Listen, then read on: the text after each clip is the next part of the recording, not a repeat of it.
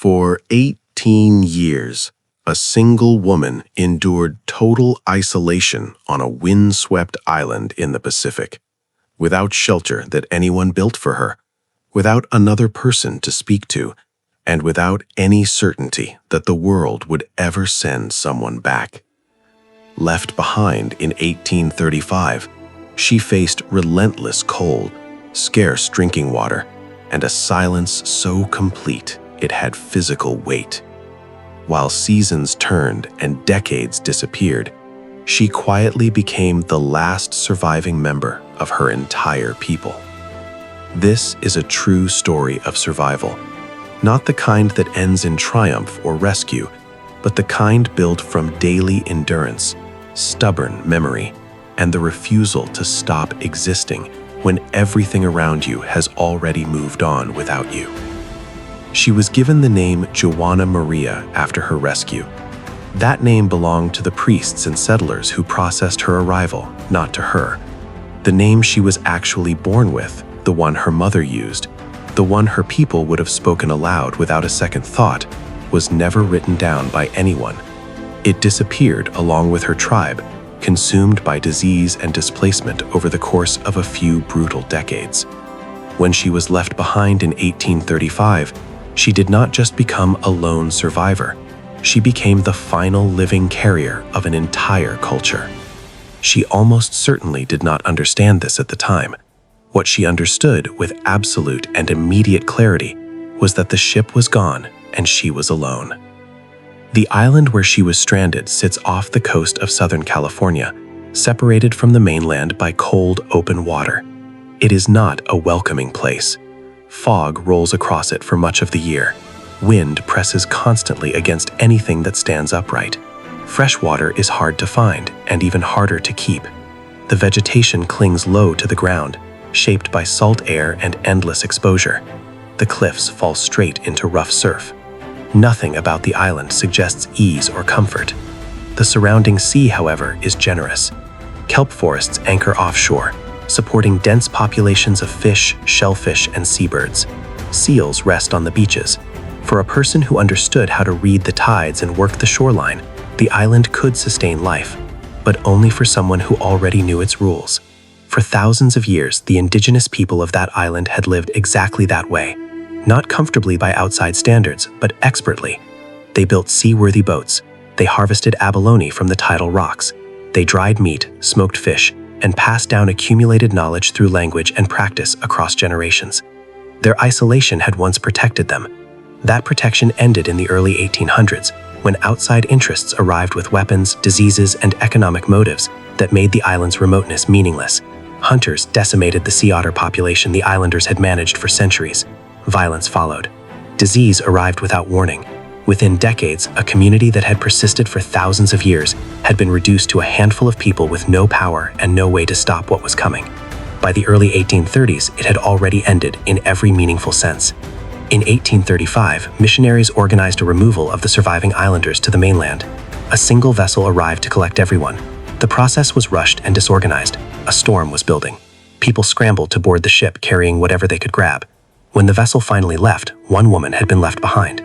How it happened is not known with certainty. She may have been overlooked in the chaos. She may have gone back ashore searching for a child. Whatever the reason, the ship did not wait. When it cleared the island and vanished into the gray horizon, she was standing on the beach completely alone.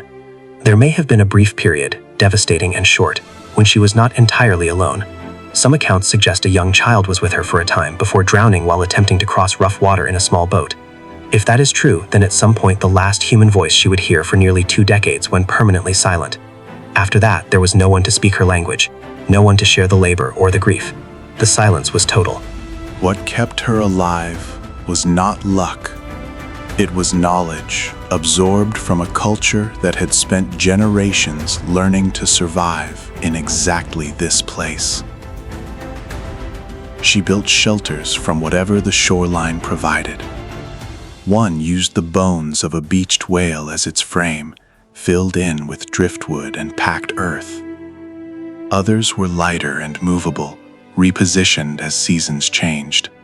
Every choice about placement reflected an understanding of the island no outsider could have replicated. She made clothing from bird feathers and seal skins, stitched together without metal tools, using bone needles that wore out and snapped and had to be remade constantly. Archaeologists who later examined the objects she left behind noted their quality. These were not desperate improvisations. They were carefully made things, refined through repetition, built to last. Food required constant attention. She harvested shellfish, caught fish, hunted seabirds, and occasionally took a seal. She dried meat and timed her foraging to the tides. Water was the hardest constraint. She learned which rock basins held rainfall and fashioned containers from whatever was available. She developed a precise understanding of how little she could survive on, because waste on that island had consequences that could not be undone. The physical demands were severe, but the deeper threat was the one no tool could address. Complete isolation does something specific to the human mind. Without other people to respond to, without language being spoken and answered, without the basic daily confirmation that you exist and matter, the interior begins to fracture.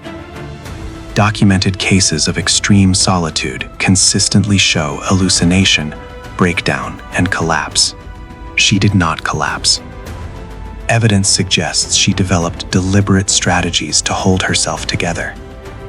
She sang songs her people had sung, kept alive now only in her own memory. She spoke aloud, to animals, to the wind, possibly to spirits her culture recognized. She tracked time carefully, marking days in ways that imposed structure on a world that had stopped acknowledging her. These were not signs of instability. They were methods of preserving an identity no one else was left to confirm. Years accumulated. Storms came and were survived. Tools wore down and were replaced. Shelters collapsed and were rebuilt. The same work repeated across the same landscape in the same rhythms, season after season. No ship appeared with any purpose that included her. On the mainland, the few survivors of her people who had been removed died of disease within years of their arrival. She had no way of knowing this. She continued to live, which was itself a form of refusal. In 1853, 18 years after her abandonment, a sea otter hunter named Captain George Nidover heard persistent rumors about signs of habitation on the island. He organized a small expedition and landed with his men. They found clear evidence of recent human activity. Shelters, prepared food, tools arranged with obvious purpose. But no person appeared. They searched for days without finding anyone. On their final night, she approached them. She had been watching from a distance the entire time, silent and careful. She came forward carrying roasted wild roots. It was an offering that needed no interpreter. After 18 years of total solitude, she chose to leave on her own terms. No one in the landing party spoke any language she knew. She spoke none of theirs. One crew member later recalled that she sang for them, a song he could not understand, but described as calm and somehow resolved. She was brought to Santa Barbara, into a world louder and more crowded than anything she had experienced in 2 decades. People came to observe her once word of her rescue spread. She examined horses, buildings, and tools utterly foreign to her. Witnesses consistently described her as curious and composed. She showed no visible bitterness and did not shrink. Her body, however, was not ready for what civilization offered. She had spent 18 years on a specific and narrow diet. Her digestive system had adapted to it completely. The rich and varied food she was now given was something her body simply could not process. Illness came quickly, dysentery most likely. Within 7 weeks of her rescue, she was dead. The cruelty of that ending resists any softening. She had outlasted 18 years of isolation, cold, and hunger, only to be killed by the ordinary abundance of the world she had finally returned to.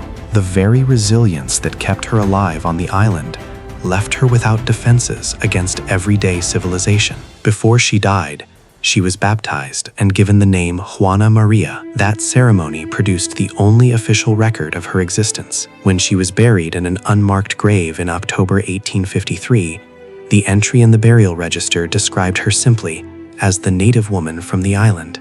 No name anyone had actually called her. No language recorded. No story preserved. Just a category and a date. Her grave stayed unmarked for decades. The objects she had made were largely destroyed in the 1906 San Francisco earthquake and the fires that followed. A remarkable garment constructed from bird feathers was sent somewhere for study and never returned. The material evidence of her 18 years was almost entirely erased from historical record. Her story eventually resurfaced through Scott Odell's novel Island of the Blue Dolphins, which gave a fictionalized version of her survival to generations of readers. Archaeologists later confirmed the physical evidence she had left behind: whalebone shelter frames, stone tools, processed food remains, proof that she had been there, not as a legend, but as a person doing practical work every single day for nearly 2 decades. Her story persists because it refuses to offer comfort. It is not about being saved. It does not convert suffering into meaning on anyone else's terms. It raises questions about abandonment, colonial violence, and the erasure of cultures never consulted about their own destruction. It provides no clean resolution. It only documents what happened and what she chose to do about it. She did not choose to be left on that island. The isolation was imposed on her by forces set in motion long before she was born. That she survived it, that she maintained herself across 18 years without another human being, says something difficult to name precisely. Not heroism exactly.